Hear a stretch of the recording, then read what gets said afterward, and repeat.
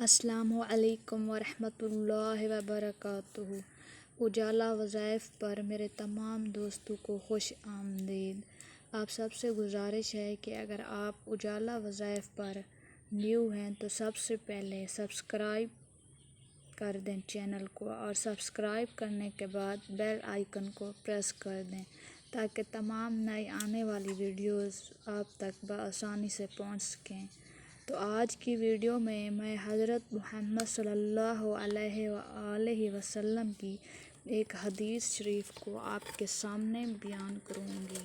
تو ہمارے پیارے نبی حضرت محمد صلی اللہ علیہ وآلہ وسلم کی جو حدیث ہے وہ یہ ہے کہ آپ نے فرمایا، ہر انسان کے اعمال کا دار و مدار اس کی نیت پر ہے، اور ہر شخص کو جو اس کے اعمال کا نتیجہ ملے گا تو اس کو اس کی نیت کے مطابق ہی ملے گا۔ جیسا کہ آپ کو پتہ ہے کہ کچھ لوگ صرف اور صرف اس لیے نیک کام سر انجام دیتے ہیں کہ وہ لوگوں کے سامنے اچھے ثابت ہو سکیں اور ریاکاری کر سکیں، لیکن ہمارے پیارے نبی کا فرمان ہے کہ اللہ کی بارگاہ میں صرف وہ اعمال قبول ہوتے ہیں جو خالص نیت سے سر انجام دیے جائیں، کیونکہ ہمارے اللہ تعالیٰ صرف اور صرف اعمال کو نہیں دیکھتے بلکہ جو نیک نیتی اور خلوص سے کیے ہوئے اعمال ہوں ان کو دیکھتے ہیں، اور اللہ کی بارگاہ میں وہی اعمال قبول ہوتے ہیں جو خلوص نیتی سے سر انجام دیے گئے ہوں۔ تو اس حدیث کو میں آپ کے سامنے صحیح بخاری سے بھی ثابت کر کے دوں گی۔ تو جی دوستو، بالکل میں نے ایک پلے اسٹور سے صحیح بخاری کی کتاب جو ہے وہ ڈاؤن لوڈ کی ہے، اور اس حدیث کو میں آپ کے سامنے صحیح بخاری سے ثابت کر کے دیتی ہوں۔ شیخ امام حافظ ابو عبداللہ محمد بن اسماعیل نے ابراہیم بن مغیرہ بخاری رحمۃ اللہ علیہ نے فرمایا کہ حمیدی نے یہ حدیث بیان کی۔ انہوں نے کہا کہ ہم کو سفیان نے یہ حدیث بیان کی۔ کہتے ہیں ہم کو یحییٰ بن سعید انصاری نے یہ حدیث محمد بن ابراہیم تیمی سے حاصل ہوئی۔ انہوں نے اس حدیث کو علقمہ بن وقاص سے سنا۔ ان کا بیان ہے کہ میں نے مسجد نبوی میں منبر رسول پر حضرت عمر بن خطاب رضی اللہ عنہ کی زبان سے سنا۔ وہ فرما رہے تھے کہ میں نے جناب رسول حضرت محمد صلی اللہ علیہ وآلہ وسلم سے سنا کہ اعمال کا دار و مدار نیت پر ہے، اور ہر عمل کا نتیجہ ہر انسان کو اس کی نیت کے مطابق ہی ملے گا۔ بس جس کی ہجرت وطن، دولت، دنیا حاصل کرنے کے لیے ہو یا کسی عورت سے شادی کی غرض سے ہو، بس اس کی ہجرت ان ہی چیزوں کے لیے ہوگی جن کے حاصل کرنے کی نیت سے اس نے ہجرت کی ہے۔ تو یہ جو حدیث ہے میں نے آپ کو صحیح بخاری میں ثابت کر کے دے دی ہے، اور آپ کے سامنے ہی صحیح بخاری سے میں نے اس کو ریڈ کیا ہے۔ تو جی دوستو، اس کے بعد میں آپ کو دوسری حدیث بتاتی ہوں کہ اس حدیث میں آپ کو نبی پر جو وحی نازل ہوتی تھی اس کے بارے میں بات کرتی ہوں۔ عبداللہ بن یوسف نے حدیث بیان کی۔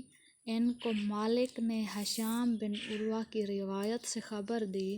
انہوں نے اپنے والد سے نقل کی۔ انہوں نے ام المومنین حضرت عائشہ سے نقل کی۔ آپ نے فرمایا کہ ایک شخص حارث بن ہشام نامی نے حضرت محمد صلی اللہ علیہ وآلہ وسلم پر کیسے وحی نازل ہوتی ہے؟ آپ نے فرمایا کہ وحی نازل ہوتے وقت کبھی مجھ کو گھنٹی کی سی آواز محسوس ہوتی ہے، اور وحی کی یہ کیفیت مجھ پر بہت شوق گزرتی ہے۔ جب یہ کیفیت ختم ہوتی ہے تو میرے دل و دماغ پر فرشتے محفوظ ہو جاتی ہے، اور کسی وقت ایسا ہوتا ہے کہ فرشتہ بشکل انسان میرے پاس آتا ہے اور مجھ سے کلام کرتا ہے۔ میں اس کا کہا ہوا یاد رکھ لیتا ہوں۔ حضرت عائشہ کا بیان ہے کہ میں نے سخت کڑاکے کی سردی میں حضرت محمد صلی اللہ علیہ وآلہ وسلم کو دیکھا ہے کہ آپ پر وحی نازل ہوئی، اور جب اس کا سلسلہ موقوف ہوا تو حضرت محمد صلی اللہ علیہ وآلہ وسلم کی پیشانی پسینے سے شرابور تھی۔ اس حدیث کے بعد آپ کے سامنے میں ایک اور حدیث بیان کرتی ہوں۔ یحییٰ بن بکیر نے یہ حدیث بیان کی کہ وہ کہتے ہیں، اس حدیث کی ہم کو لیث نے خبر دی۔ لیث عقیل سے روایت کرتے ہیں، عقیل ابن شہاب سے و عروہ بن زبیر سے۔ حضرت عائشہ سے نقل کرتے ہیں کہ انہوں نے بتلایا کہ حضرت محمد صلی اللہ علیہ وآلہ وسلم پر وحی کی ابتدائی دور اچھے سچے پاکیزہ خوابوں سے شروع ہوا۔ آپ خواب میں جو کچھ دیکھتے وہ صبح کی روشنی کی طرح صحیح اور سچا ثابت ہوتا۔ پھر من جانب قدرت اب تنہائی پسند ہو گئے، اور آپ نے غار حرا میں خلوت اختیار فرمائی، اور کئی دن اور رات مسلسل عبادت اور یاد الہی و ذکر و فکر میں مصروف ہو گئے۔ جب تک گھر آنے کو دل نہ چاہتا تو توشہ ہمراہ لیے ہوئے وہاں رہتے۔ توشہ ختم ہونے پر ہی اہلیہ محترمہ حضرت خدیجہ رضی اللہ عنہا کے پاس تشریف لاتے، کچھ توشہ ہمراہ لے کر پھر وہاں جا کر خلوت گزیر ہو جاتے۔ یہی طریقہ جاری رہا یہاں تک کہ آپ پر حق منکشف ہو گیا اور آپ غار حرا میں ہی قیام پذیر تھے کہ اچانک حضرت جبرائیل علیہ السلام آپ کے پاس حاضر ہوئے اور کہنے لگے کہ اے محمد، آپ فرماتے ہیں کہ میں نے کہا کہ میں پڑھنا نہیں جانتا۔ آپ صلی اللہ علیہ وآلہ وسلم فرماتے ہیں کہ فرشتے نے مجھے پکڑ کر اتنے زور سے بھینچا کہ میری طاقت جواب دے گئی، پھر مجھے چھوڑ کر کہا پڑھو۔ میں نے پھر وہی جواب دیا کہ میں پڑھا ہوا نہیں ہوں۔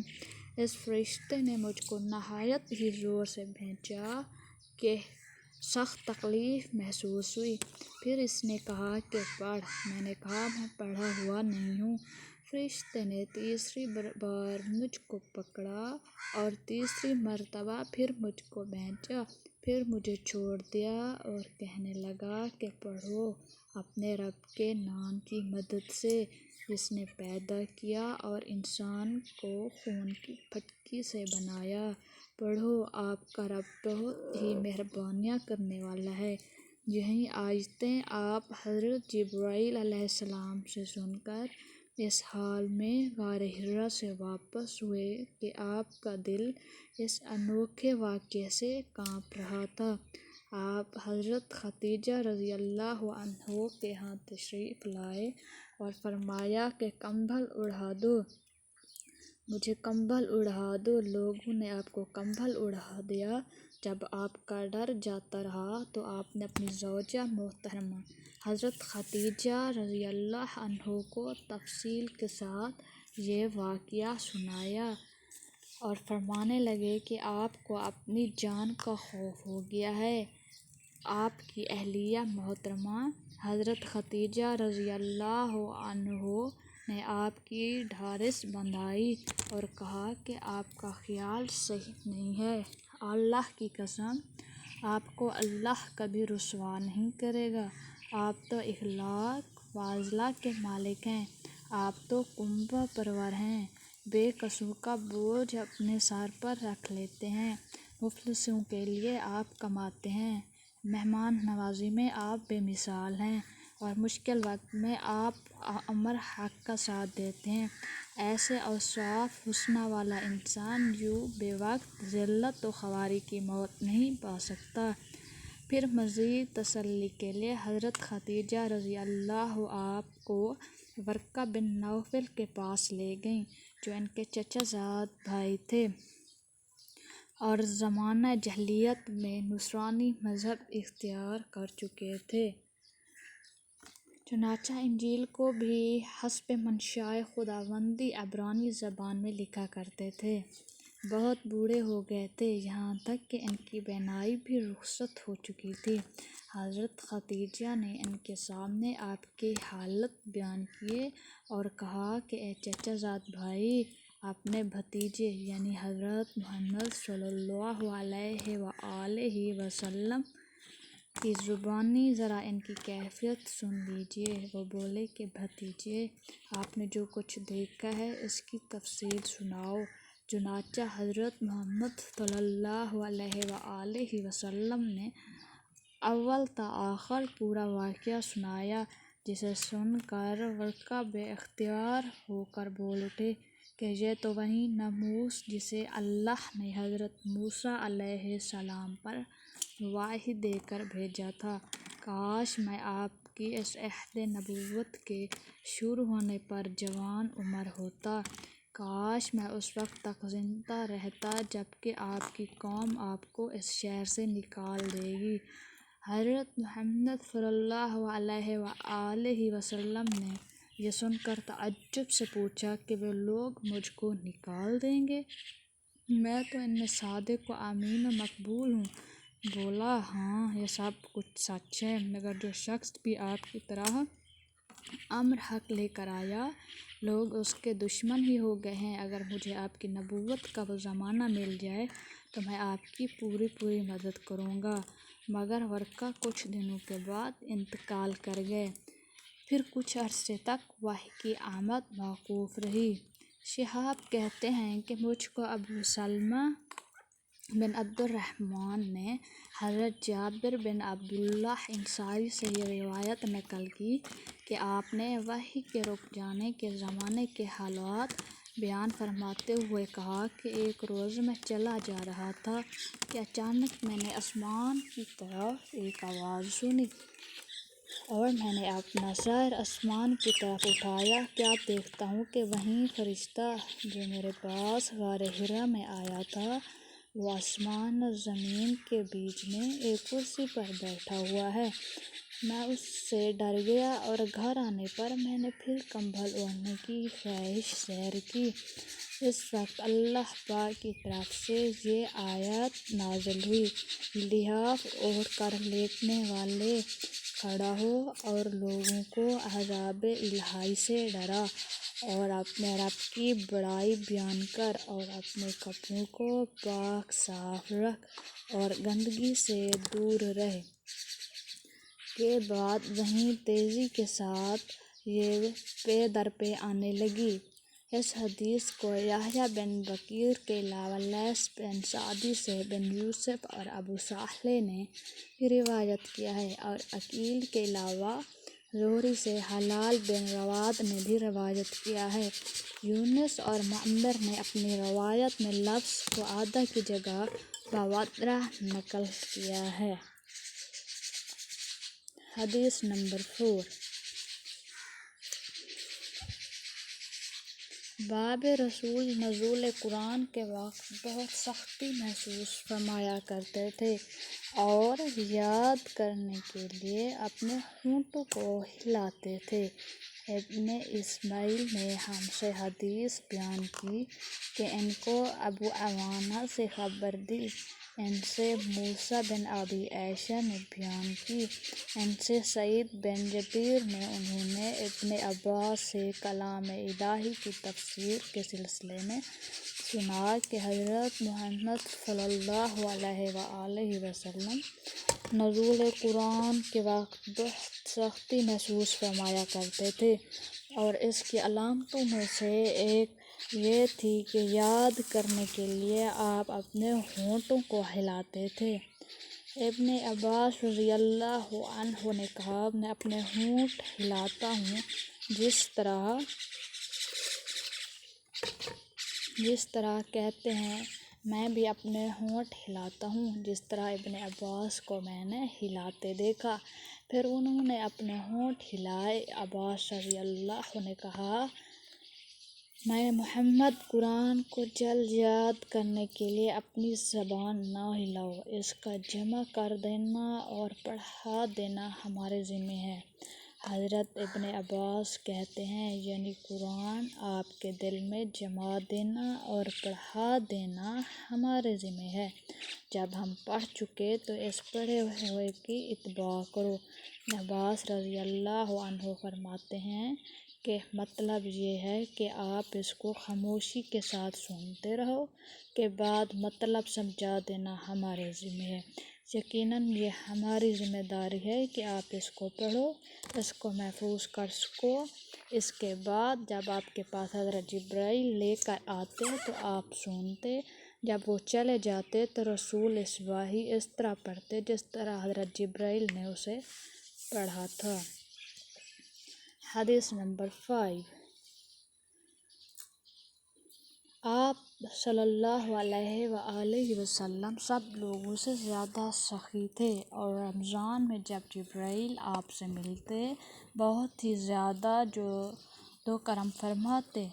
ابدا نے حدیث بیان کی، انہیں عبداللہ بن مبارک نے خبر دی، ان کو یونس نے، انہوں نے زہری سے یہ حدیث سنی، ان سے عبداللہ بن مبارک نے، ان سے یونس اور معمر دونوں نے، ان دونوں نے زہری سے روایت کی کہ پہلی سند کے مطابق زہری سے عبداللہ نے، انہوں نے حضرت بن عباس سے یہ روایت نقل کی کہ رسول صلی اللہ علیہ وآلہ وسلم سب لوگوں سے زیادہ سخی، اور رمضان میں اوقات کے مقابلہ میں جب جبرائیل آپ سے ملتے بہت ہی زیادہ جود و کرم فرماتے۔ جبرائیل رمضان کی ہر رات میں آپ سے ملاقات کرتے اور آپ کے ساتھ قرآن کا دورہ کرتے۔ غرض حضرت محمد صلی اللہ علیہ وآلہ وسلم لوگوں کو بھلائی پہنچانے میں بارش لانے والی ہوا سے بھی زیادہ جود و کرم فرمایا کرتے تھے۔ ابو الیمان حکم بن نافع نے حدیث بیان کی کہ انہیں اس حدیث کی شعیب نے خبر دی، انہوں نے زہرہ سے یہ حدیث سنی، انہیں عبداللہ بن عتبہ بن مسعود نے خبر دی کہ عبداللہ بن عباس سے ابو سفیان بن حرب نے یہ واقعہ بیان کیا کہ ہرقل روم نے ان کے پاس قریش کے قافلے میں ایک آدمی بلانے کو بھیجا، اور اس وقت یہ لوگ تجارت کے لیے ملک شام گئے ہوئے تھے، اور یہ وہ زمانہ تھا جب ہمارے پیارے نبی حضرت محمد صلی اللہ علیہ وآلہ وسلم نے قریش اور ابو سفیان سے ایک وقتی عہد کیا ہوا تھا۔ جب ابو سفیان اور دوسرے لوگ ہرقل کے پاس ایلیہ پہنچے جہاں ہرقل نے دربار طلب کیا تھا، اس کے گرد روم کے بڑے بڑے لوگ، کون سے بڑے بڑے لوگ تھے، وزراء و امراء بیٹھے ہوئے تھے۔ ہرقل نے ان کو اور اپنے ترجمان کو بلوایا، پھر ان سے پوچھا کہ تم میں سے کون شخص مودی رسالت کا زیادہ قریبی عزیز ہے؟ ابو سفیان کہتے ہیں، میں بول اٹھا کہ میں اس کا سب سے زیادہ قریبی رشتہ دار ہوں۔ یہ سن کر نے حکم دیا کہ اس کو قریب لا کر بٹھاؤ اور اس کے ساتھیوں کو اس کی پیٹھ کے پیچھے بٹھا دو۔ پھر اپنے ترجمان سے کہا کہ ان لوگوں سے کہہ دو کہ میں ابو سفیان سے اس شخص کے، حضرت محمد صلی اللہ علیہ وآلہ وسلم کے حالات پوچھتا ہوں، اگر یہ مجھ سے کسی بات میں جھوٹ بول دے تو تم اس کا جھوٹ ظاہر کر دینا، سفیان کا قول ہے کہ قسم مجھے یہ غیرت نہ آتی کہ یہ لوگ مجھ کو جھٹلائیں گے تو میں حضرت محمد صلی اللہ علیہ وآلہ وسلم کی نسبت ضرور غلط کوئی سے کام لیتا۔ خیر پہلی بات جو ہرقل نے مجھ سے پوچھی وہ یہ کہ اس شخص کا خاندان تم لوگوں میں کیسا ہے؟ میں نے کہا وہ تو بڑے اونچے عالی نسب والے ہیں۔ کہنے لگا اس سے پہلے بھی کسی نے تم لوگوں میں سے ایسی بات کہی تھی؟ میں نے کہا نہیں۔ کہنے لگا اچھا اس کے بڑوں میں کوئی بادشاہ ہوا ہے؟ میں نے کہا نہیں۔ پھر اس نے کہا بڑے اس کی پیروی اختیار کی ہے یا کمزوروں نے؟ میں نے کہا نہیں کمزوروں نے۔ پھر کہنے لگا اس کے تابع دار روز بڑھتے جاتے ہیں یا کوئی ساتھی پھر بھی جاتا ہے؟ میں نے کہا نہیں۔ کہنے لگا کیا اپنے اس دعوے یعنی نبوت کے دعوے پہلے کبھی بھی موقع پر نے جھوٹ بولا ہے؟ میں نے کہا نہیں۔ اور اب ہماری اس سے کی مقررہ مدت ٹھہری ہوئی ہے، معلوم نہیں وہ اس میں کیا کرنے والا ہے۔ کہتے ہیں اس بات کے سوا اور کوئی گفتگو میں شامل نہ کر سکا۔ ہرقل نے کہا کیا تمہاری اس سے کبھی لڑائی بھی ہوئی ہے؟ ہم نے کہا کہ ہاں۔ بولا پھر تمہاری اور اس کی جنگ کا کیا حال ہوتا ہے؟ میں نے کہا لڑائی ڈول کی طرح ہے، کبھی وہ ہم سے جنگ جیت لیتے ہیں اور کبھی ہم ان سے جیت لیتے ہیں۔ ہرقل نے پوچھا وہ تمہیں کس بات کا حکم دیتا ہے؟ میں نے کہا وہ کہتا ہے کہ صرف ایک اللہ ہی کی عبادت کرو، اس کا کسی کو شریک نہ بناؤ۔ اللہ تعالیٰ کی ذات وحدہ لا شریک ہے، اس کا کوئی شریک نہیں ہے، اور اپنے باپ دادا کی پیروی چھوڑ دو اور ہمیں نماز پڑھنے، سچ بولنے، پرہیزگاری اور صلہ رحمی کا حکم دیتا ہے۔ سب سن کر ہرقل نے اپنے ترجمان سے کہا کہ ابو سفیان سے کہہ دے میں نے تم سے اس کا نسب پوچھا تو تم نے کہا کہ وہ ہم میں عالی نسب ہے، اور پیغمبر اپنی قوم میں عالی نسب ہی بھیجا جایا کرتے ہیں۔ میں نے تم سے پوچھا کہ نبوت کی بات تمہارے اندر اس سے پہلے کسی اور نے بھی کہی تھی تو تم نے جواب دیا کہ نہیں۔ تب میں نے دل میں کہا کہ اگر یہ بات اس سے پہلے کسی اور نے کی ہوتی تو میں سمجھتا کہ اس شخص نے بھی اس بات کی تقلید کی ہے جو پہلے کبھی کہی جا چکی ہے۔ میں نے تم سے پوچھا کہ اس کے بڑوں میں کوئی بادشاہ بھی گزرا ہے تو تم نے کہا نہیں۔ تو میں نے کہا کہ ان کے بزرگوں میں سے کوئی بادشاہ ہوا ہوگا تو کہہ دو کہ وہ شخص بہانہ اپنے آباء و اجداد کی بادشاہت اور ان کا ملک دوبارہ حاصل کرنا چاہتا ہے۔ اور میں نے تم سے پوچھا کہ اس بات کے کہنے یعنی پیغمبری کا دعویٰ کرنے پہلے تم نے کبھی اس کو دروغ گوئی کا الزام لگایا ہے؟ تم نے کہا نہیں۔ تو میں نے سمجھ لیا جو شخص آدمیوں کے ساتھ دروغ گوئی سے بچے وہ اللہ کے بارے میں کیسے جھوٹی بات کہہ سکتا ہے؟ اور میں نے تم سے پوچھا کہ بڑے لوگ اس کے پیروکار ہوتے ہیں یا کمزور آدمی؟ تم نے کہا کہ کمزوروں نے اس کی اتباع کی ہوئی ہے۔ تو دراصل لوگ پیغمبروں کے متبعین ہوتے ہیں۔ اور میں نے تم سے پوچھا اس کے ساتھی بڑھ رہے ہیں یا کم ہو رہے ہیں؟ تم نے کہا وہ بڑھ رہے ہیں، اور ایمان کی کیفیت یہی ہوتی ہے حتیٰ کہ وہ کامل ہو جاتا ہے۔ اور میں نے تم سے پوچھا کہ آیا کوئی شخص اس کے دین سے ناخوش ہو کر مرتد بھی ہو جاتا ہے؟ تم نے کہا نہیں، تو ایمان کی خاصیت بھی یہی ہے، جن کے دلوں میں اس کی مسرت رچ جائے بس وہ اس سے لوٹا نہیں کرتے۔ اور میں نے تم سے پوچھا کہ آیا وہ کبھی عہد شکنی کرتے ہیں؟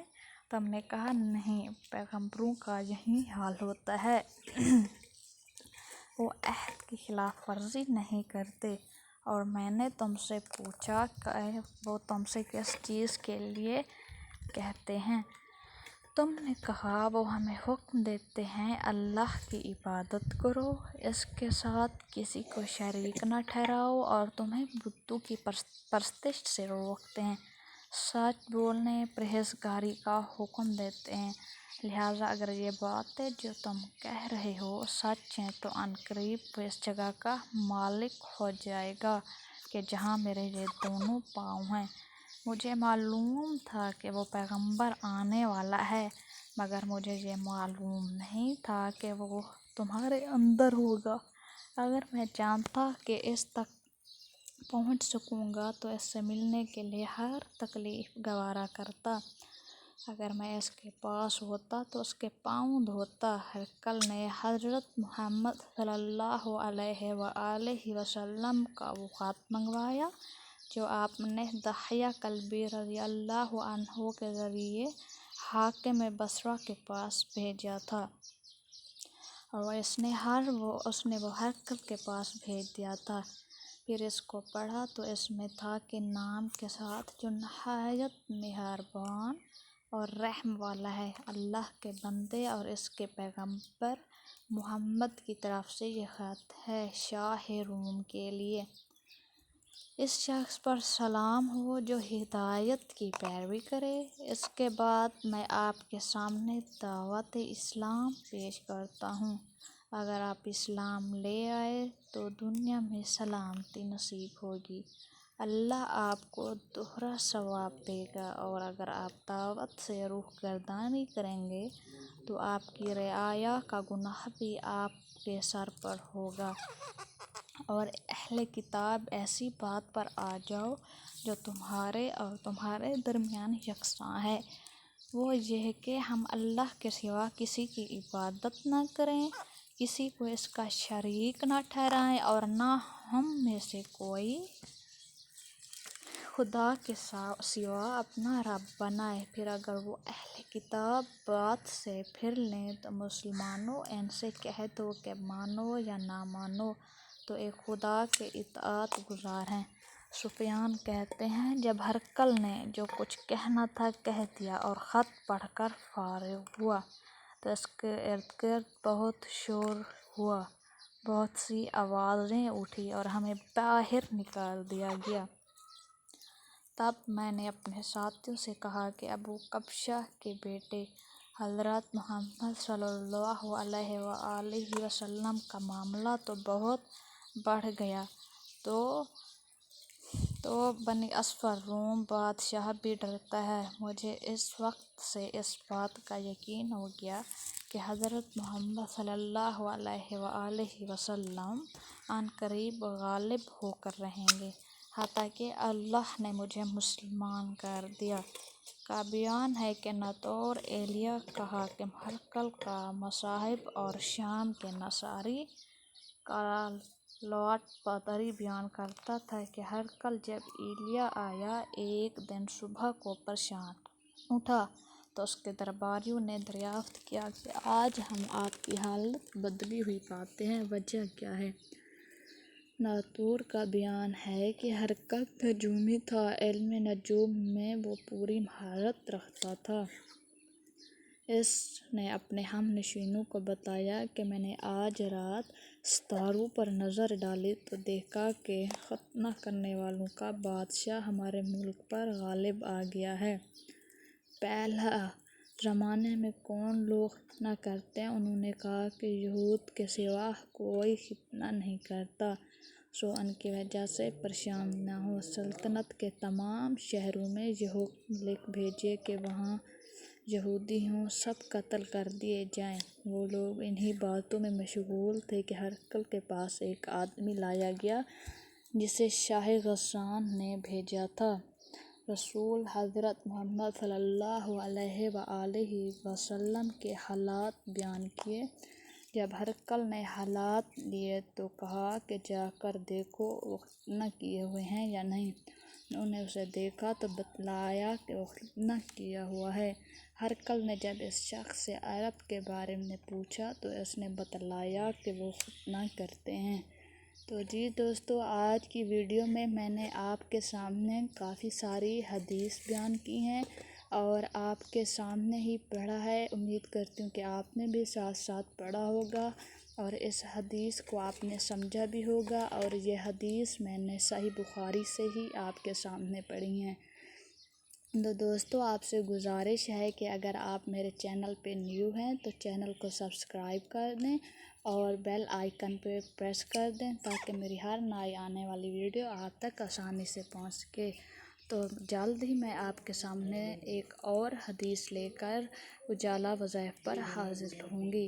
تو آپ مجھے دیجیے اجازت۔ اللہ حافظ، دعاؤں میں یاد رکھیے گا۔